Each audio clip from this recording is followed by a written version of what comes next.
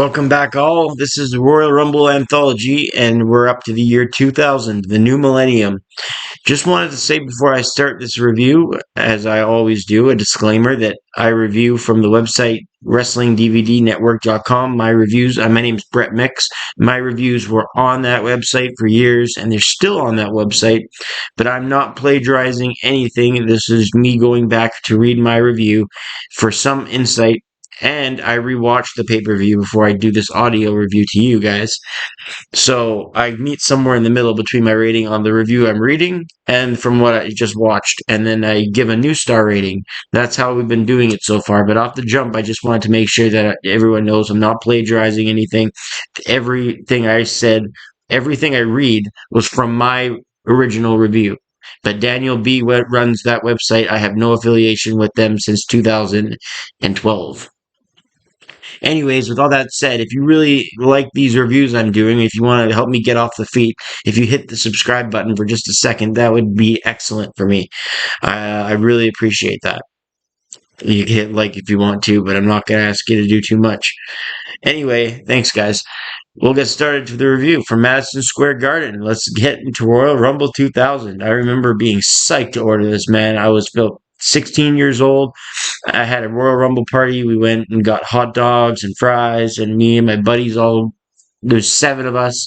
We're all in the living room, and we're just chowing down and watching this. There was a opening match between Kurt Angle, who was a new rookie at the time. He was beating everybody for the first few months. He was beating come Royal time.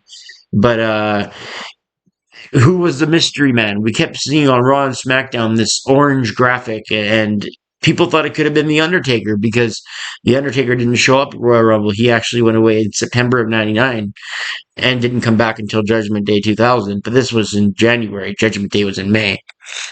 So they thought it could have been The Undertaker. I did anyway. That's what I thought as a kid. But it ended up being Taz from ECW, and a lot of fans knew that from online.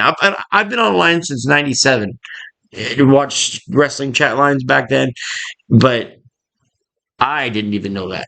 So that was the year 2000. I didn't read that. I knew Jericho when he came in 99 in August. I remember reading that online, but I didn't read Taz. But a lot of the people in New York knew it was Taz, and they were even chanting it when the graphic appeared. Anyways, we'll get to the Taz and Kurt Angle opener in a second. I just want to start off with some facts like I always do when I go through these reviews. As we know, it took place in Madison Square Garden, did this Royal Rumble. One of the few Royal Rumbles events to do that. They made it to the MSG again in 2008. There was a bikini contest during this pay-per-view that Mae Young won, and I think we all tried to forget that, when she showed us her old granny puppies. She defeated Ivory, Terry, Jacqueline, Barbara Bush, Lula, and the Cat. The judges, who really need psychiatric help, were Classy Freddie Blassie, rest in peace, the Fabulous Moolah, rest in peace, Andy Richter, Sergeant Slaughter, and Johnny Valiant. I think Johnny Valiant might be gone. So rest in peace there if he is. And Tony Gurria. Andy Richter as well, if I didn't say them. Yeah, that bikini contest, I think we all kind of wanted to wipe that away. But this took place in front of 19,200 fans. It took place on January 23rd. It was sold out. This is the 13th Royal Rumble. This was the first Royal Rumble Steve Austin was not on since 1995. Due to injury, and this was the first Rumble Backlund was on since 1996, as Bob Backlund had a cameo in the Rumble. Jim Ross and Jerry Lawler do commentary together at the Rumble for the first time since 1998, for just those two. This was the first of 2 Rumbles from Madison Square Garden, the other being in 08, as I mentioned. I didn't include on this review, as I don't consider it. Yeah, never mind. That was just more to do with the bikini contest. I'm reading the facts that I used to write on my reviews. Anyway, the opening contest between Angle and Taz. Angle was just suplexing the hell out of Taz. Taz suplexed the hell out of Angle. Angle came in from behind and kicked him and hit an inside cradle, but Taz kicked out and just kept hitting power moves. Fisherman suplex, German suplex, suplex after suplex. Chaz chokes out Angle eventually, a few minutes in, to a huge pop. JR calls the Taz mission a modified sleeper hold. Angle faded away as the pace plopped and the pace popped. The place popped. Tongue twister. In the end, Taz put an end to Angle's streak when the referee stopped it at 3:16. No relation to Steve Austin. Angle would claim to still be undefeated after this, but then he ended up getting his first defeat against The Rock on SmackDown, if this didn't count as a defeat. But Taz still won. Effective debut. It wasn't long enough to be anything, and the actual action in between didn't tell any story other than the fact that Taz wanted to make extreme impact. And he did. So about a star and a half is fair. Hardy Boys versus Dudley Boys in a tables match. This was one of the first great tables matches ever, and it might be one of the best still to this day. These two teams went all out, brawling up and down the cool MSG rampway where it's more like an alley. Because of the way the arena's set up, they have that alley in front of you rather than coming from the left. They have the north view, and it's filled with trash cans and you know what. We'll see that later in the Cactus Jack Triple H match. But these two teams brawled and they went down the alley, and then Jeff Hardy hit the swanton off the top. These guys threw each other into the steps, a bunch of high-risk maneuvers. They really pushed the envelope, and this was at a time when the Hardys had that classic ladder match at No Mercy 99 with Edge and Christian. Now they're showing they can do it with tables here with the Dudleys. I gave this match 3 stars. Jeff hit Devon with a swanton bomb off the top, as I said, at 10:18. Absolutely nothing but violent fun. I'll give this match 3 stars. Jericho defended the Intercontinental title against China, who also defended the Intercontinental title against Hardcore Holly in a triple threat match, as Jericho and China split the IC title. Dumb. I will say, though, this match, they actually went out and tried to put on a good one. It did have some pretty solid moments, and there was some good changes, to be honest. When Y2J grabbed China by the hair, the fans went loud, and Jericho hit a lion salt to China, and in the end, Jericho pinned China at 7:30 to become the undisputed Intercontinental Champion. Jericho would also become the undisputed world champion a year later, or 2 years later.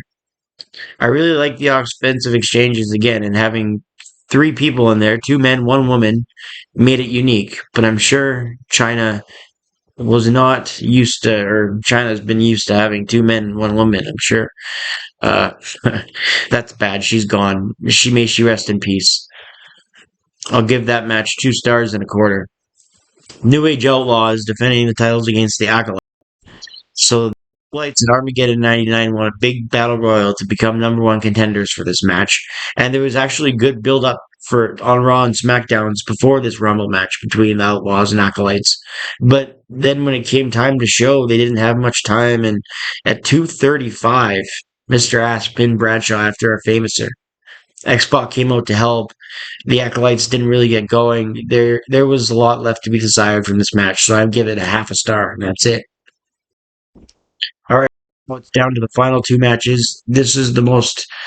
Well, Jim Ross says we're moments away from what could be the most memorable WWF title match in history. He's not far off. Triple H with Stephanie McMahon Helmsley defend the title against Cactus Jack in a street fight for the WWF title. Triple H told Stephanie to stay behind because it's too brutal. Oh yeah. Few matches out there had this great a build. When Cactus Jack was Mankind, I actually wrote the quote on this review, and I think I should read it because that really shows you how great of the build it was. Mankind said in a promo to Triple H, "After the beating you gave me Monday night, one thing Mankind is not is ready to face you in a street fight for the WWF title in the Garden. But I think the WWF fans deserves a substitute in this match." Crowd pops. Triple H looks worried. I think you know the guy.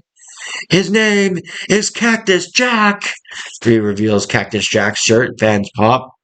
What I am is one bad son of a bitch, and at the Royal Rumble, you're going to make me bleed. It won't be the first time. It sure as hell won't be the last. You look into my eyes and you realize I'm there. You'll target New York City. Bye.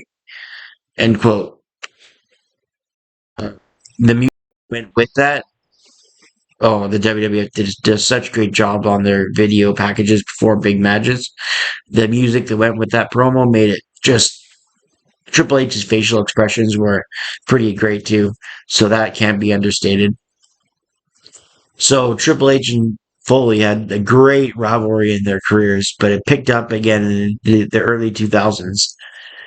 Not long before this match, Mick Foley was fired by Stephanie and Triple H when they had that pink slip on a pole match with The Rock in late December of '99. Anyways, Triple H came out to his My Time theme, and that's just a great theme. I remember that opening up Raws back in the day. And Foley came out with the barbed wire bat. They had a real barbed wire bat and they had a fake barbed wire bat. They used the fake one first, and then they actually picked up the real one by the announce table halfway through the match. There's way too much to read. I did play-by-play review on this match, but there's way too much to read. Just mentioned that this match, it had it all.